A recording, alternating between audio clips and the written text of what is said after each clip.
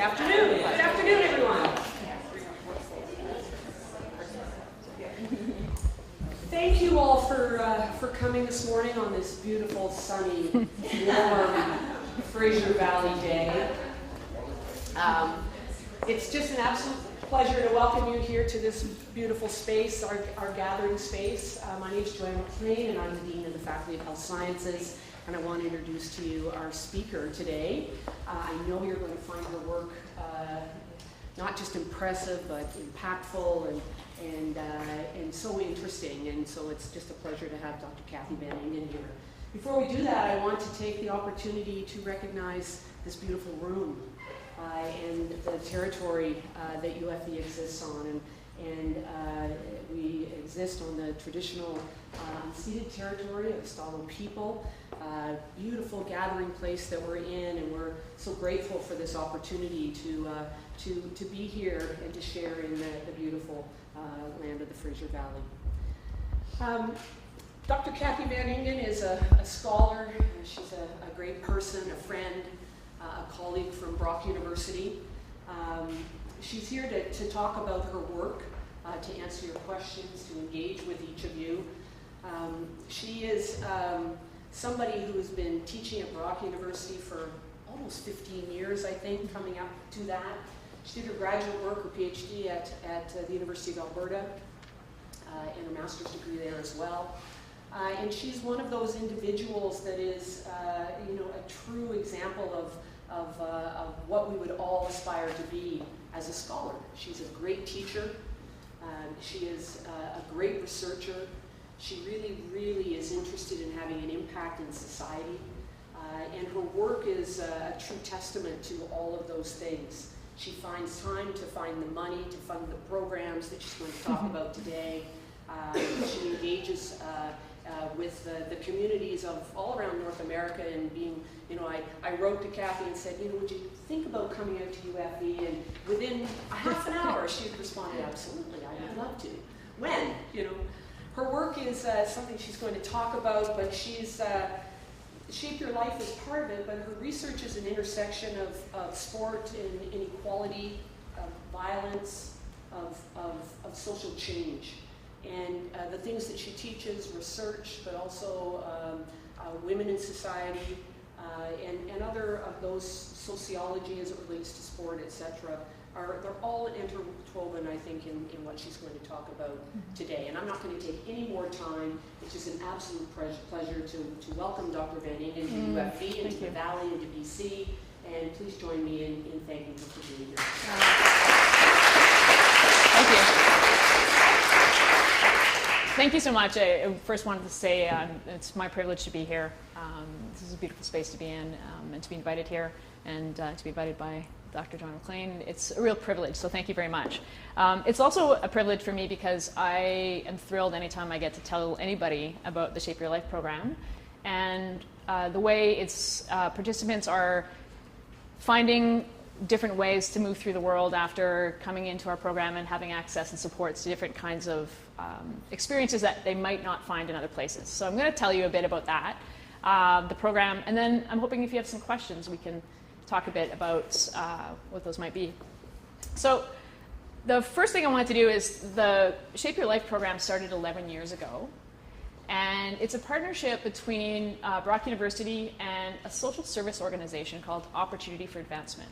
And Opportunity for Advancement works with socially and economically marginalized women. It's rooted in Parkdale in Toronto, so an area that is very diverse. It has there's lots of sort of a need for a social services agency in that sort of pocket area.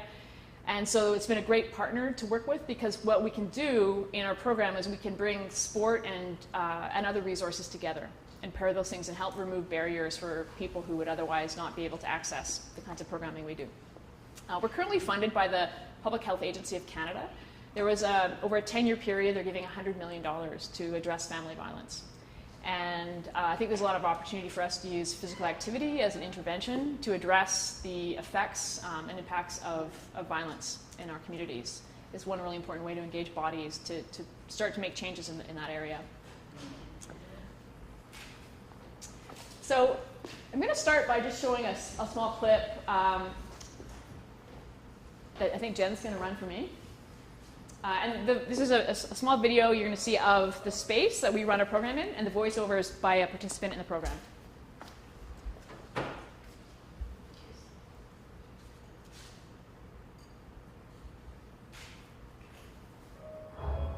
Hope can take the shape of anything. And so can you. Flip your fear, step into the ring, and calculate what's needed to rebuild your confidence. Face it, head on, with speed, precise angles, and internal strength. Guide your anger and transform it into positivity. Contradict the helplessness. Reconnect with your body. Circle back and shape your life. Your right angle is the degree in which we must fight for our freedom and our right. Multiply your inspiration and understand the realization that it is time that we are ready to take shape.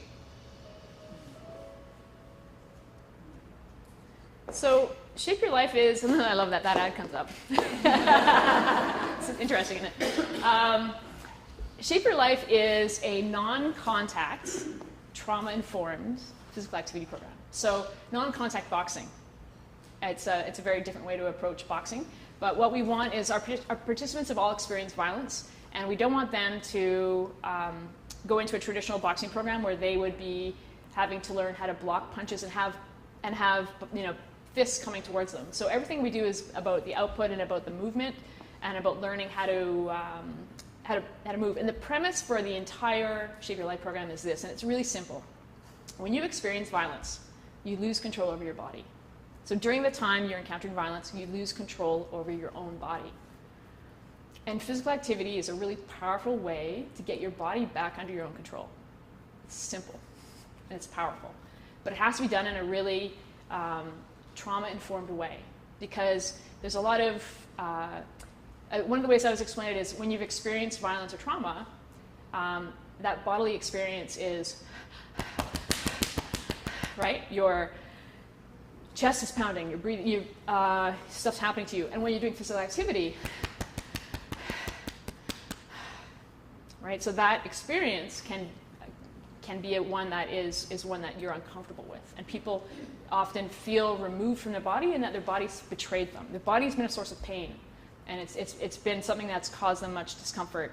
And so how do you engage that body in a place where it's under your own control and it feels pleasurable, and where you, instead of feeling helpless, collapsing, feeling rage, feeling any of those things, are feeling pleasure, strength, joy, all those kinds of things. So what do you need to do to provide that experience? And Shape Your Life does that. And again, taking out any of and reassuring participants they're never going to be learning to block a punch, and they're never going to be accidentally hit, that it's safe for them. Creating this really safe place is important. The participants come into Shape Your Life from all walks of life. So we have participants in the program that struggle financially, that live below the poverty line, but we also have participants that have PhDs, that work in universities, that work in neuroscience, that violence really transcends and works, is in all of our lives and communities. So I always really want to clarify that it's not just about people that don't have access to certain things. It impacts women and families all over the place. In our program, we have women ages 18 to 66, which is also an interesting thing to program at the same time. And we have women who are living in shelters and don't have homes, women that are in safe houses. We've had 2 women in the program at the same time that were rescued from human trafficking.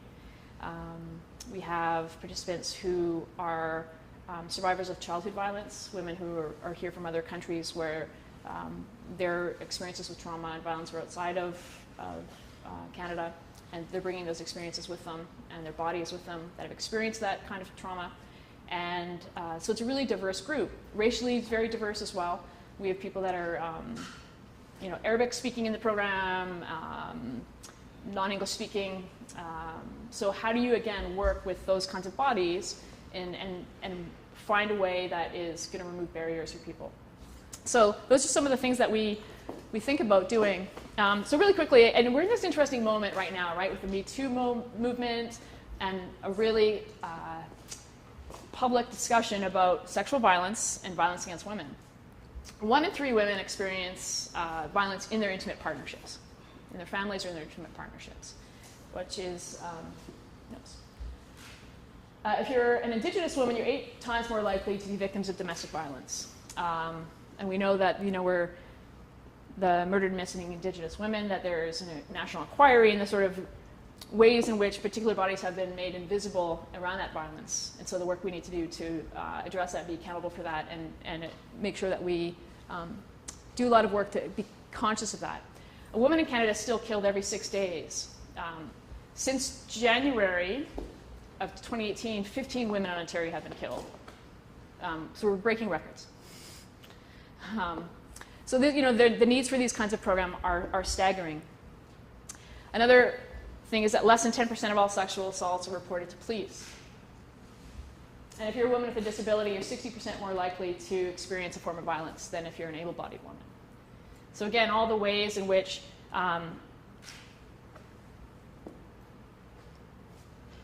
the differences of violence are experienced by different people in communities, right? So how do you think about that, and what kind of responsibilities do we have to address that?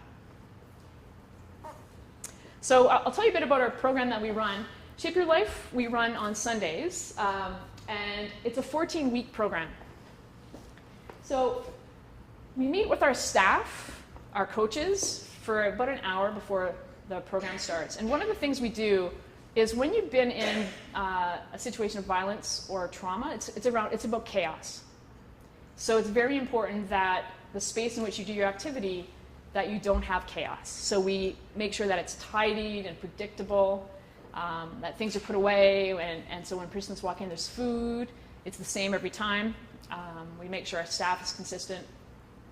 And it gives us time to sort of connect and talk about any issues we need to with participants that might be coming up. If somebody has a health issue that we need to make an adapt around, that we'll do that. So then the program itself runs for an hour and a half.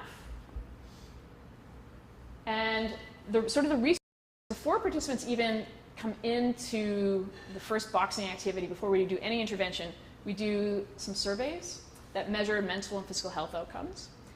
And then we do those same surveys again in the midway point, about week 7, and then at the end. And we can measure the changes in mental and physical health outcomes in that 14-week period. It's also really important to me that we never lose the woman in the statistic. I think we sometimes value too much these kind of measures, and we need to hear women's stories and experiences and value those just as much. And even though they're harder to, people like to have these stats, these nice infographics up, but it's really important we hear women's voices and experience. And so I make sure that we include in the data collection focus groups. We sit in the ring and do a focus group together. And then at the end, I do individual interviews with anybody that's interested as well. And so in 11 years of running the program, we've worked with over 1,600 women and trans people in the program.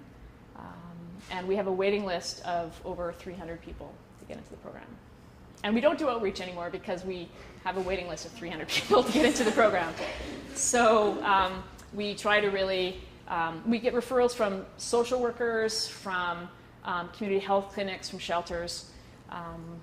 So we've done a lot of work creating those sort of relationships. We also, in our program, when you come into Shape Your Life, you will walk in and there's food.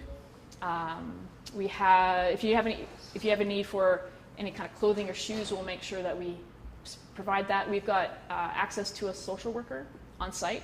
So if there's ever any other supports you need, we offer court escorts if you go to court and want somebody to come with you, whether it's a child custody case or domestic violence case. We work around a lot of trying to think about what barriers we need to maybe address to help you come.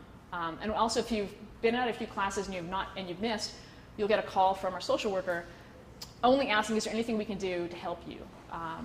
We provide a subsidy for childcare so that the mother can make a decision about who can watch her own child, and we subsidize that rather than us saying, bring your kid here and we've got somebody who's going to look after your kid, so you have control over who's watching your own children.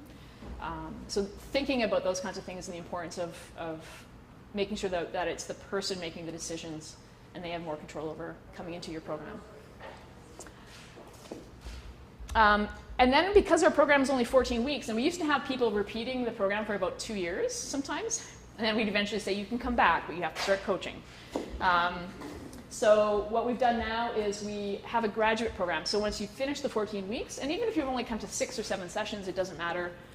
You then have access to the graduate program, and that runs right after. And we like that because as participants are finishing at 3:30 and having their food and kind of having some congregation time, the other group is coming in, and there's you see the other community of women who've been in the program, and it helps sort of see this consistency. And then we run a program again where we're working out together, and then we sit down and we do trauma-informed yoga together. And so it's a nice restorative yoga. We sort of slow it down and end up on the mats together in the gym and in the boxing ring, and making sure that participants know that they have access to that, and also enabling women to try things like yoga when they maybe not have had access to that experience. So key elements of Shape Your Life. I mean, and this is where I think we have a lot of potential of people that do body work, that do physical activity, that we learn by body, right? We really do. And that means we can use our body to unlearn, to relearn, to reposition. We can think about those ways to engage our bodies.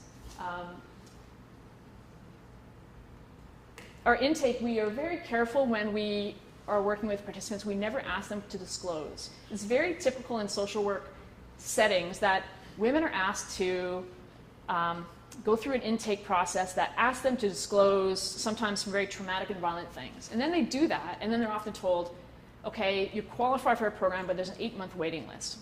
And somebody has just disclosed some very sort of difficult, violent episodes to be able to gain access to your program. And so one of the things that our social worker, Joanne Green, who is the executive director of Opportunity for Advancement, this great partner I've worked with for 11 years, said we're not doing any intake in that formal sense. Women will show up and register, or they can be referred, and they're in the program. And participants are always surprised that they do not have to disclose anything else, because they're used to doing that. And that is something that does violence to women when you ask them to repeatedly tell their story and put that burden on them. So we're very careful about that. And again, I've outlined some of the resources we have around food, child support, and all those things that are really important to enable women to come. The other thing we do is we have tokens for the transit, so TTC tokens that we give out to everybody. And that just enables them, they get 2, so that just enables them to get back to where they need to be, and a token to come back the next time. So just making sure we have those sort of resources that we can use. I'm just going to play enough clips. So we had a documentary film in 2013 that we screened actually in New York and Canada and Chicago and all over, and this is just a clip from it that gives you a bit more of a perspective.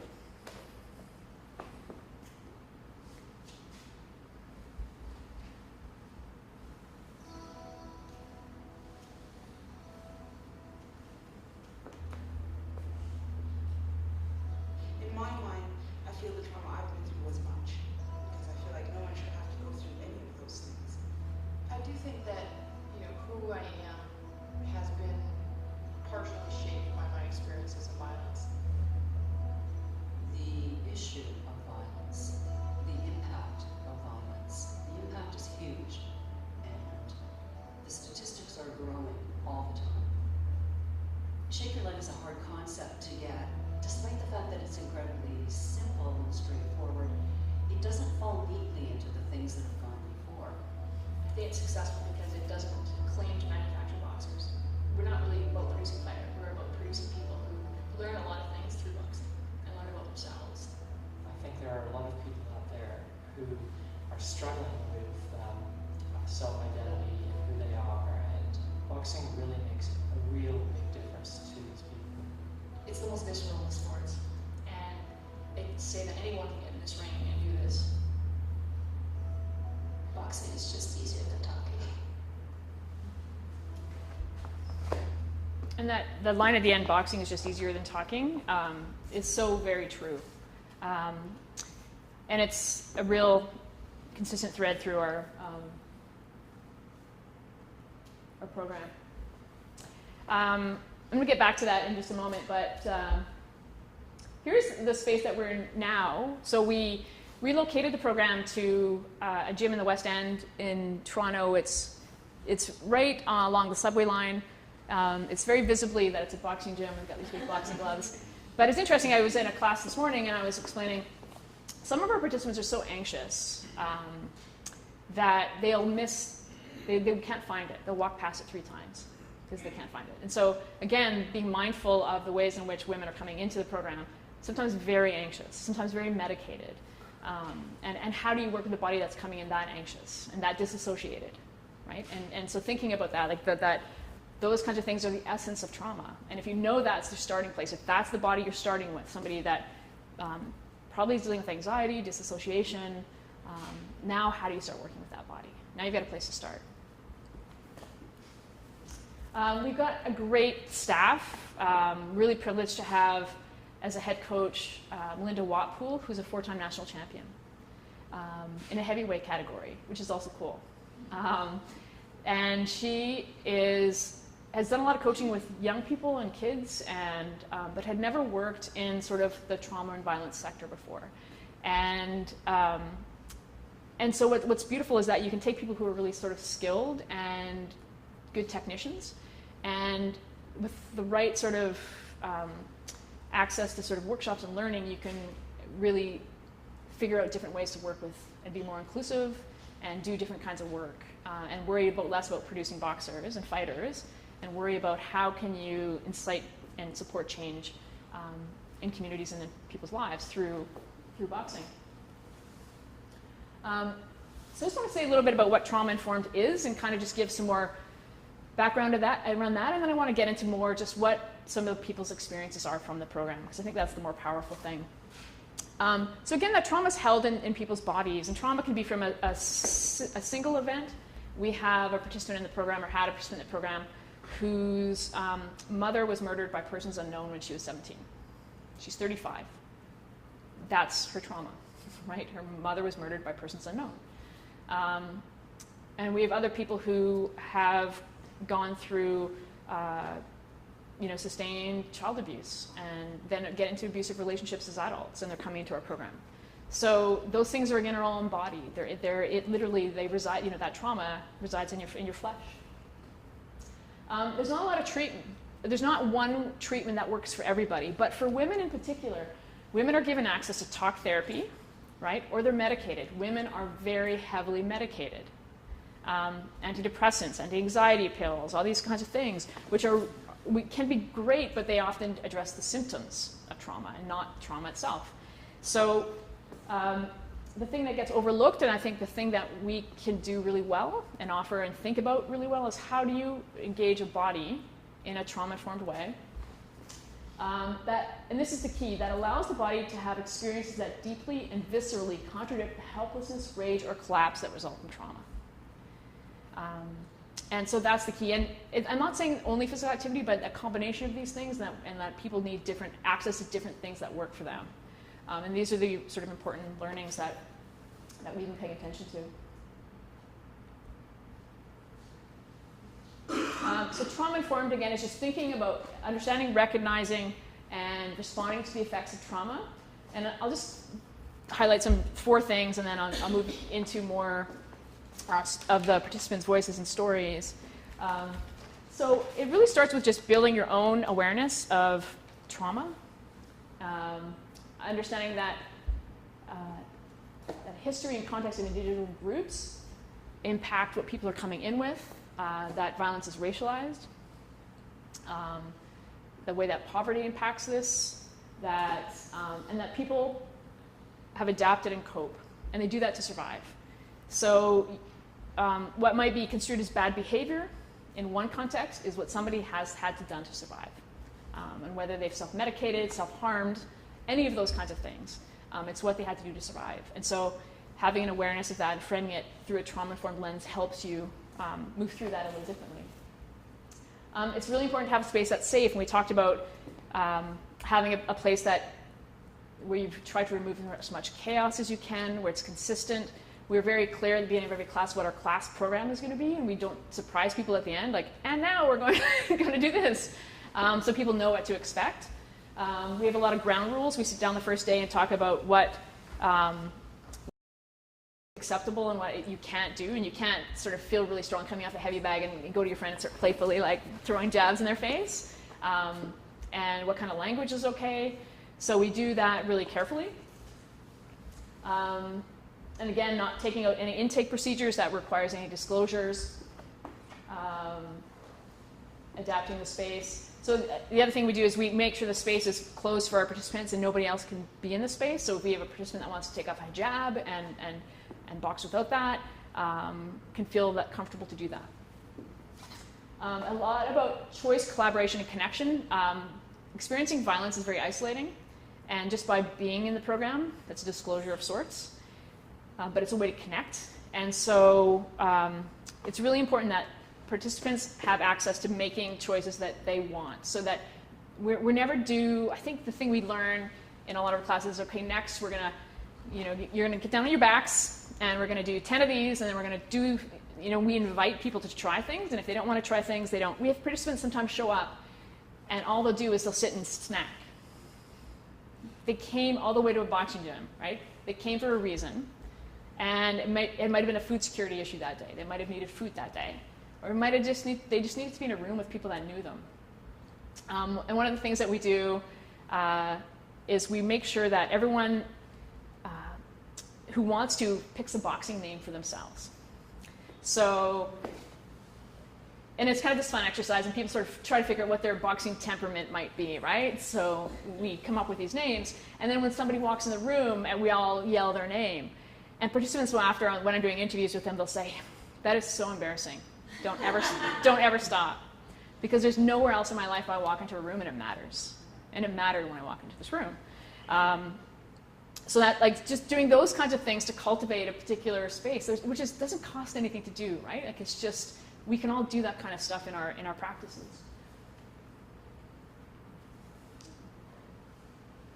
Oh, that's interesting how that went to the new numbering system we use at Brock. Yeah. So, and again, that participants come in with skills, and to think about that, like, they know what works for them, and just listen, and give them space and support them, and some really amazing things will happen that way. So here's just some stuff from interview transcripts. This is a boxer named Sting. Boxing is the place that I come because I need to step into a place where my body remembers that I'm strong, where my body remembers that I'm in a different place and time. There's a series of traumas stored in my system from childhood. It's this domino effect all the way back to my childhood. And I come to boxing on Sundays to learn how to retrain that part of my body. This is Title. Title was the voiceover in the first piece you saw. Boxing has shown me that I'm powerful because I've never actually felt this powerful. I felt powerful in my mind sometimes, and I felt powerful in different aspects, but I've never felt this much in my body, and never this comfortable in my body.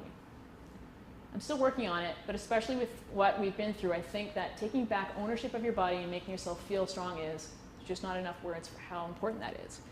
And again, if we think about all the ways we can do that through our body work, whatever our body work is, right? We have this really privileged space to make those connections and help people make those connections. This is about a boxer who's an artist, and we're going to see some of her art. But her name was Splatter. She says, "I will be 43, and in 43 years, nothing else makes me feel really good about myself, like truly inside. And I've tried a lot of stuff, and I've had therapy for years." And a lot of the participants we have are highly therapized. Like, they'll come in, and they've gone through years of therapy.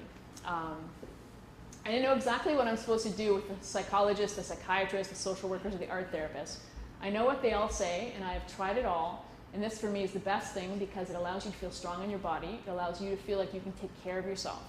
It allows you to feel good about yourself. It allows you to feel safe inside yourself. I got this text from a participant who she said, "When you want to show off, but you're not in hijab." Yeah. So, right? Like, great way for this image to come up.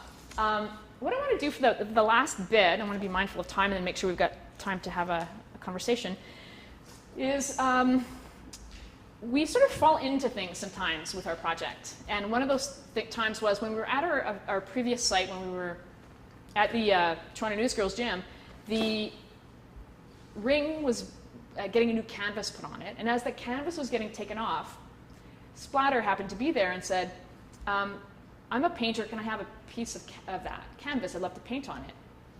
I'm like, it's canvas. Oh my God, it's canvas. So it was cut into 80 pieces, stretched and framed. And at the end of the boxing sessions, we just brought in acrylic paints, paintbrushes, and literally didn't even have enough paints. We're like, if you can make this color by adding this color and this color, right? Like, and I was always asking for, how do I make green again? The art was amazing.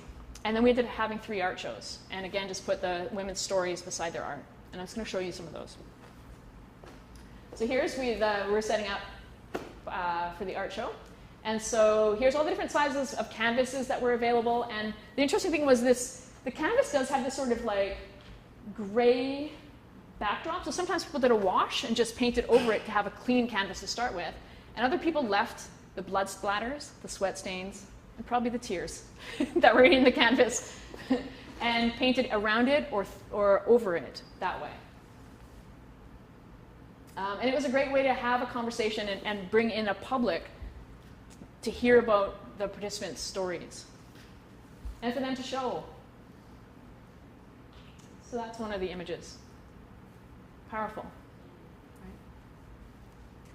Right? This is a painting by Splatter, who earned her name.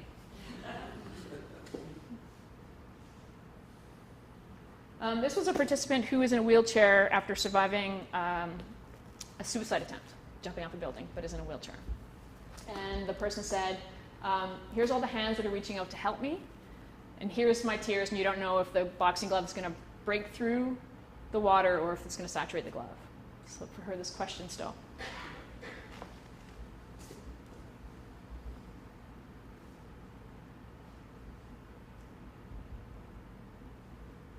This is another art show we had at a cafe, and we left it in there for a month. And the owner of the cafe, it was the Grapefruit Moon in Toronto, let us know afterwards that there was a femicide in the family. Somebody in the family had been murdered through violence. So the connection for this person to have this in their cafe. This one.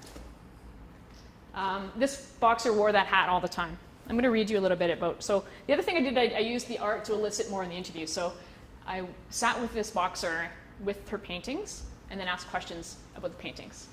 And here's a bit about, I've always seen my body and looked at it with a lot of disgust and anger and betrayal. For a long time, I've separated myself, my mind and my body, and I saw my body as the lesser. It was weak, it was disgusting, and I wanted to destroy it. And at some point, I wanted to stop seeing my body as weak. And that's where Shape Your Life helped me. I wanted to feel strong in my body. So traumatized people often feel unsafe in their bodies. The past is alive in terms of its gnawing interior discomfort. Their bodies are constantly bombarded by visceral warning signs. They learn to hide from themselves, and they learn to hide from physical sensations and emotions. And physical activity is an incredibly powerful way to reconnect with those, if done in a safe and trauma-informed way. This is that same painting. You can see a bit more of her face now. And you can see the arm is shackled to the ground, floating. You can't really see it, but she's mouthless, and she's trying to rip her hand from the chain, and she's kind of floating in this space, and it's kind of supposed to represent chaos. There's lightning and cracks, and she is uprooted. Shape Your Life was something that I needed. I could feel strong in my body. It wasn't weak. It doesn't have to be weak. I can exist in this world, and I can be seen. I was so scared of taking up space. And yeah, it's still a struggle. But there is part of me that wants to be seen right now. And I think Shape Your Life is important for that. You don't have to use words, right? You don't have to talk it out. I've spent the last 15 to 20 years in therapy talking it out. There needs to be a holistic approach to healing. You need to find what works for you. Art works for me. Shape Your Life works for me. Talking helps me as well, but I need more. I have to develop a healthy relationship with my body, where I'm not using my body in this way to take out violent acts on it. I have lots of struggles around my relationships, but it's better. There are days when I can kind of tolerate my body. My body's not weak. It doesn't have to be weak. And this is a boxer who I developed a really strong relationship with over the years. And her mom is actually also an artist. And this was a really powerful painting to see. A bound and gagged person with a tear. And then her text. I was 12 when I escaped death for the 3rd time. It was then that I stopped celebrating. It was then that I consciously made the decision to stop fighting. Old enough to understand that I had physical and mental scars no therapy could cure. I set out to self-destruct, but not one bomb that I lit or storm that I fed and grew to chase away the fighter that I'd formed inside of me at 5 years old. Death didn't stop trying inventing new demons to dance in my path, each one bigger and scarier than the last, but the little girl inside fought for me when I had lost all hope. She pushed one foot in front of the other when I was nothing more than a walking corpse, until she led me home through the doors of a boxing gym and into the ring, where I felt the breath of life flood through my crime scene of a corpse and turn it into a body, and then slowly feed the little girl until I finally felt like a real human being. Capable of emotion, capable of love, and strength and determination, capable of anything. So maybe it was 12 years old when I discovered that no matter how tightly they bound me, I would never stop being brave. So again, having this in an art gallery and having people have time to look at that image and look at that text. If you know a boxing gym, you might recognize some of these images. That's a heavy bag on the right. On the left is a double end bag. It's a ball that's on 2 bungee cords. So when you hit it, it moves, and it's supposed to be like a head that's moving. And so it's really, every time you hit it, it's going to move, and you've got to find where you can hit it. And this is the boxing ring in the back. You can see the sort of the chaos around it, and then the light coming from the ring. And this artist wrote about sometimes when you're trying to focus on something, it's hard. But if you just look away a little bit and you hit the bag in your periphery, you'll contact it instead of trying to track it. And so this was their way of representing their experience in the program. Self-portrait.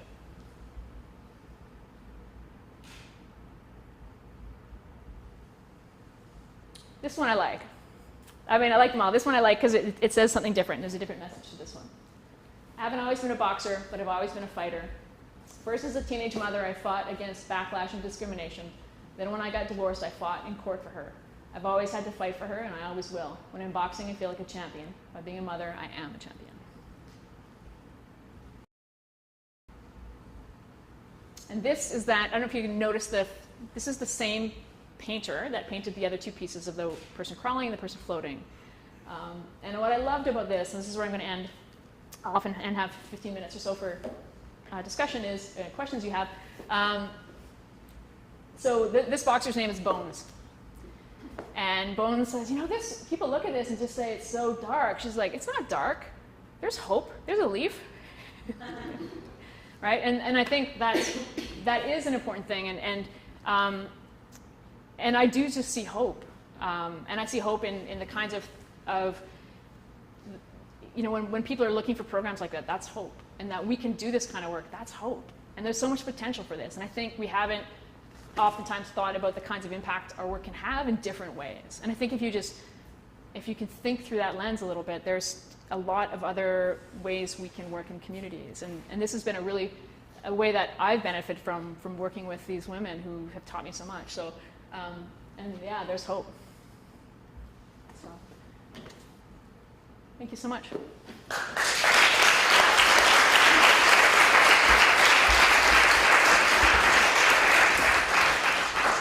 Questions, comments? I'm just going to pass the mic, or Jen can.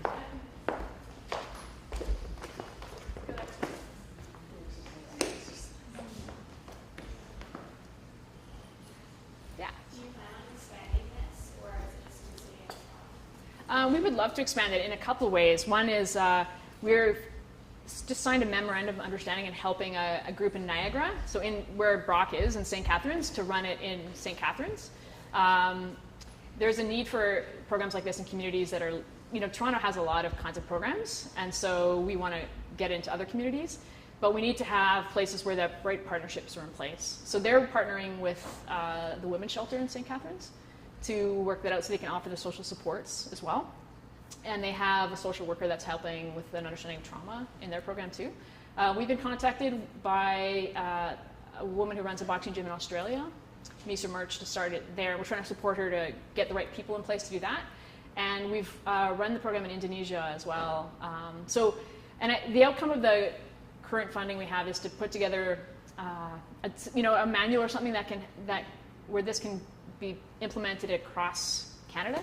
My thing is always like, manuals are manuals. You need the right people, right? And you just need people who can engage in trauma and violence-informed stuff. But our hope is to do that. And we also actually want Shape Your Life to be more than just working with the participants we do. We want to work with male offenders. We want to work and have different programs, work with more young people. And we're getting asked sometimes to do court diversion programs. So we're getting requests from young women who are being raised by grandparents and who are violent. The young women are becoming abusive in their homes, and so we would like to sort of be able to work with a younger cohort of women as well. Yeah. So if you could tell us about the genesis, like where did it start for you?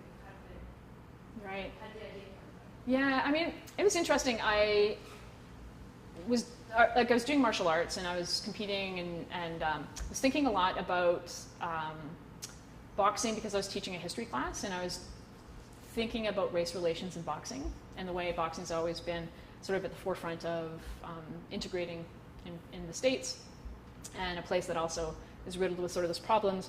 And I started looking for the story of women's boxing, and women's boxing was illegal in Canada until 1991 in the Criminal Code of Canada. To box or wrestle in public. Right, so there's something really interesting there. And then, to me, the contradiction of, people will say, I don't like to see women box, which I understand, but I also say, well, we seem to be very comfortable with violence against women, but why are we less comfortable with women learning to box? And so to be able to sort of, I love sort of working through contradictions like that, and I think it's very productive to do that. So I found out about a boxing gym in Toronto that was doing some really great work, and I went in to just talk to them, and as soon as I walked in, I was like, I think we can do something. And I just started learning to box, and the moment I put the gloves on, I knew I was going to compete and do something with that. And then there was some funding available through the Attorney General's office, Victim Services, and again, sometimes that's where the money for women's programs starts, I use the language of victim. And from there, we could start a program. Yeah.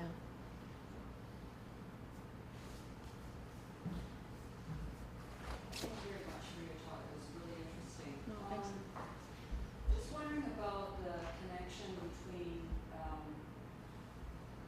the emotional and the body. I mean, the body is a place of strength, but also a place of vulnerability. Yeah. And other therapy that involves the body, like bioenergetic therapy, Feldenkrais, and so on, they tap into these things in kind of multiple ways. Yeah. And you do suggest that there's availability for counseling, but I'm also wondering about some kind of combination thereof. Yeah. It seemed like a lot of your examples, people didn't want to talk anymore. But Yeah. when you open up the body, that can actually open up new ways of people talking about things.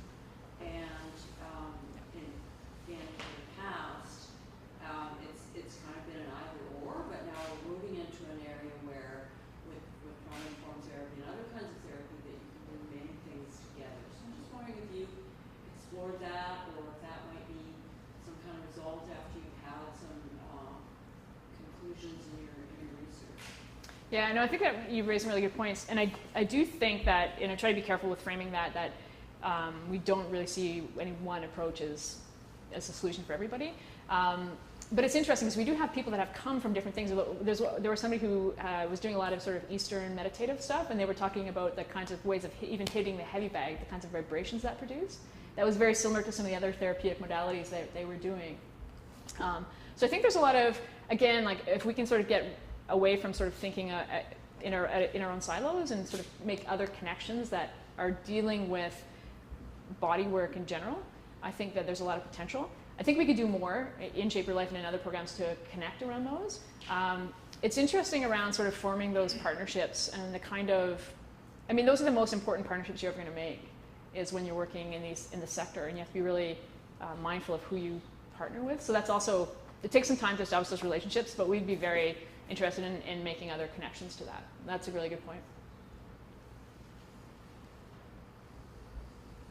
So I do strength-based research and Traumainformed research with Indigenous women. Oh, cool. And I find that when I'm working with them, we're in a space and we're doing a workshop space and we're doing things that are in the body, a lot of emotion comes up and a lot of stories come up that I don't think people would disclose if they weren't in that physical space. Yeah. And I found sometimes that's to be hard as a researcher to be, I'm a PhD, so it's hard to kind of deal with that. What are some of the approaches that you guys take to deal with that? Sorry, what was the last part? What's some of the approaches that you guys take to deal with some of those unexpected? Yeah, I mean, it's interesting that you raised a couple things there. Definitely the kinds of things that come up for women. And I just want to say, so sometimes when people are in the boxing program, they might be hitting the heavy bag and just tears will just start streaming down their face. And our coaches kind of are comfortable enough now that they'll know, and they'll kind of just walk by and be like, just breathe. And sometimes the person just wants, they don't want to go talk in an office to the social worker. They want to hit the bag, and they want to cry while they're hitting the bag. And so that's okay at Shape Your Life, right? And we just make sure they're breathing and, just give them a little sign, are you okay? And we know if they walk away, we'll have somebody just check with them. So we sort of have that protocol down, but also to be very clear that it's okay to be emotional, right? While your body is working through stuff, and that's an okay place to do it. But as us running the program, we've had to be really thoughtful about it, and that's part of the reason we do that hour before the class, so that we can connect. And we check in sometimes if there's heavy things that get disclosed. And we try to actually work that our coaches don't do the social work, and we try not to disclose participant stuff to coaches so that they're never clients with problems, that they're just boxers. And that the coaches know enough to work with them in a trauma-informed way without having to give people stories. But I do find, after the interviews, it's a lot to carry. And so I've been trying to work with ways to think about that, and I've been now researching researcher trauma, as you do as a researcher, right? And right now I'm writing a piece on that. So, but it helps you hear about how do people who work in communities where there's a lot of trauma or in war-torn countries or in these things, consistently after a decade work with these stories of trauma and how do those impact you. So you do really need to pay attention to that, and having the relationship with Joanne Green at OFA, who's spent a life doing this kind of work, has been really helpful. And you just develop a really dark sense of humor as well, right? But, yeah. Cathy, can I ask, on behalf of my students and all of our students that are here, they either want to be physiotherapists, educators, nurses, chiros, things many to do with the body. And it's kind of going off what you're saying. I've had experiences where I got a massage and I started crying because I just feel so much better. Yeah. Or these releases that happen. Yeah. And so as they move forward in their own journeys and their professional journeys, how can they support not just the physical, but moving forward? Yeah, I think a few things. I mean, one is just be somebody who is safe for people, right? And to do that, you need to have really great boundaries. But when you're doing any therapeutic modality, touching somebody else's body is sometimes a safe touch is so important to somebody, and that's something they might not have had. So whether you're just doing an assessment on a leg and around a knee, that might be the safest touch that this person's had forever. And so to think about that and just to be aware of any signs, in particularly of trauma or violence in people's bodies. If I'll be helping somebody wrap their hands, and I'll see cut marks all over the arm, right? So how do you take care of that without asking for disclosures, right? So just to be aware of that, that's a really visible mark of trauma, and not everyone gets to show that on their skin. A lot of people don't. So I think to have really clear understandings of that a lot of people are going to be coming in and not be able to disclose things that have happened, but to watch for if people are not comfortable, right? Letting people know what kind of assessment you're going to do, and really mitigate the power relationship that you always have as a professional, right? Think about how you can make sure that somebody is more client-centered for them. And know what resources you have. If you're doing an adjustment or working with somebody's body and they have, it's difficult for them, what resources do you have? What training do you have? What compassion do you have in those moments to support that person? You know, just things like that. Do you have maybe a few tips, like I want to go into physical and health education, so do you maybe have some tips on, maybe some considerations for how we might deliver some of these like very delicate topics of, mental illness and et cetera? Yeah. Yeah, I think just the ability to talk really easily about them, and just, I think we're, again, this historical moment, we're in we're having these conversations, and just to keep having them. And the thing is, we've had these conversations several times in history. Like, this is another moment we're having it, and unless it's rooted in a political moment, we're going to lose it. So I think in terms of practice, it's for you to just really make sure that you're aware of other people's experiences, right? That you understand the kinds of experiences of violence and racialized violence and gendered violence that people will be experiencing. And sometimes you only come into contact with that in a moment where somebody's having difficulty. But if you already have that knowledge and you come in with it and make it safe for people to disclose or talk or support, and I think just the biggest thing is to not normalize the violence, but to normalize that we need to address it. And the more we can be upfront about that, the more space we have for change to happen.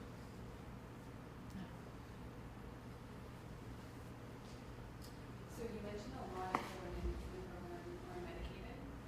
I'm wondering if this program has allowed women to either reduce their medications or replace the medications with this as more of a holistic approach. It's interesting. It's one of the things I really wish we had some way of documenting, because people will disclose afterwards, like, I was on 4 psychotropic drugs when I started and I'm not using them anymore.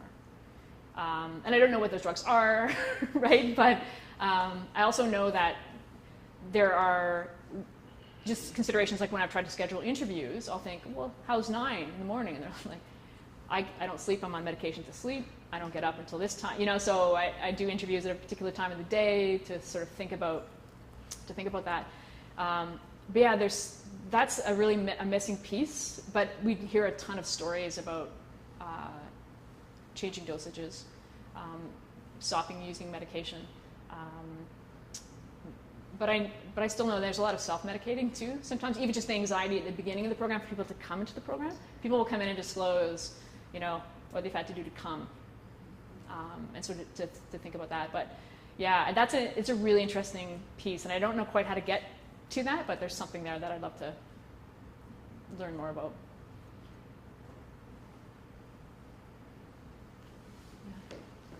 Any other questions? Comments? Okay, thank you. Thank you so much.